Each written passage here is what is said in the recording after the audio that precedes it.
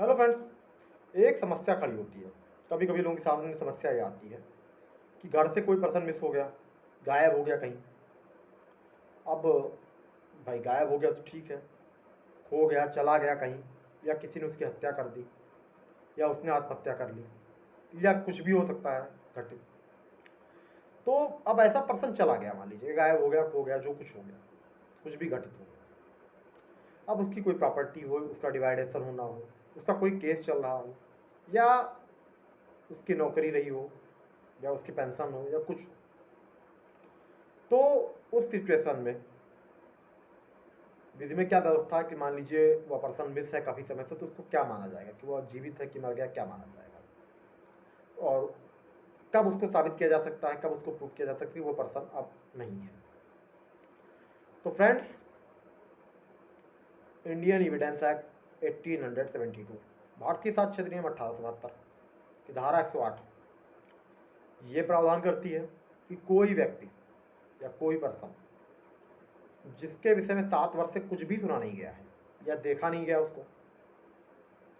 अगर ऐसा पर्सन जो 7 वर्ष से गायब है, 7 वर्ष से अधिक हो जाए,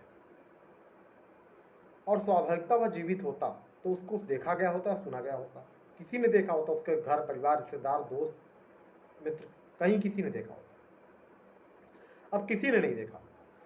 तो अगर 7 वर्ष से अधिक की अवधि बीत गई है, तो एविडेंस एक्ट सेक्शन 108 ये कहता है कि ऐसे पर्सन को मृत माना जाता है। और अगर कोई कह दे कि वह पर्सन जीवित है, तो उसे ही साबित करना पड़ेगा कि वह पर्सन जीवित है, जो ये कहता है कि वो पर्सन जीवित है,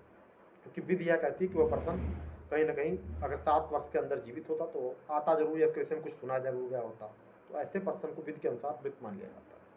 अगर कोई कहता है जिंदा है, तो वह साबित करने का भार उस पर जाएगा कि वो कहे कि वो साबित करे कि वो जिंदा है। अब इसका विधि का औचित्य क्या है? तो फ्रेंड्स, किसी पर्सन की मान लीजिए प्रॉपर्टी हो, अब प्रॉपर्टी है तो भाई है, अब वो काफ़ी टाइम से गायब है, उसका स्वामित्व था उसको, अब वो नहीं मिला, तो क्या होगी सिचुएशन? तो अगर आपने उसकी मिसिंग कोई कंप्लेन कराई थी, कोई FIR दर्ज कराई थी, या कुछ कराया था कि वो पर्सन नहीं मिल रहा है, इसका किसी ने अपहरण कर लिया, या अब कहीं चला गया, या कोई कुछ भी हो गया उसके साथ घटे,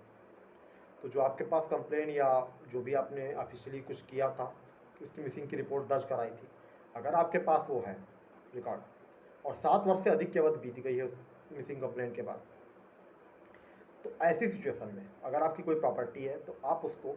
नामांतरण के लिए आवेदन कर सकते हैं। उसकी कोई पेंशन हो तो उसके लिए भी आप आवेदन कर सकते हैं। उसकी नौकरी गवर्नमेंट सर्वेंट रहा हो मान लीजिए, तो उस पर आवेदन कर सकते हैं। कोई अन्य संपत्ति हो तो उस पर भी आवेदन किया जा सकता है कि हाँ सब जो है कि 7 वर्ष से अधिक की अवधि बीत गई है।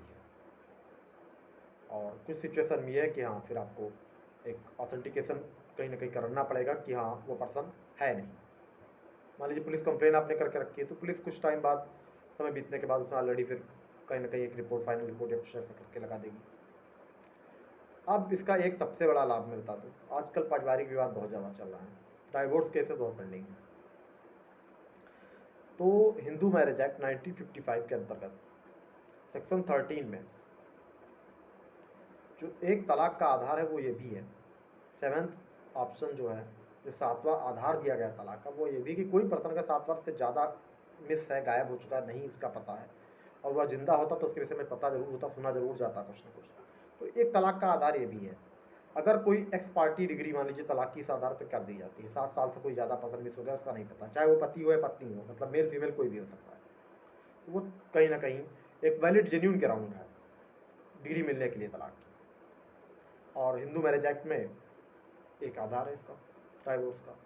तो फ्रेंड्स, आप ये ध्यान रखिए कि अगर कोई पर्सन 7 वर्ष से अधिक समय के लिए मिस हो चुका है, गायब हो चुका है, उसका मान लीजिए अपहरण हो गई, हत्या हो गई, तो विधि यह मानती है कि उसकी मृत्यु हो चुकी है। लेकिन ऑफिशियली आपको ये चीज़ प्रूव करनी है कि 7 वर्ष पहले, मतलब जब जो ड्यूरेशन, जैसे आज कोई पर्सन मिस हो गया, अगर खोज रहे हैं उसको, आप नहीं मिल रहा है, तो आप उसकी एक मिसिंग कंप्लेन जरूर कराइए।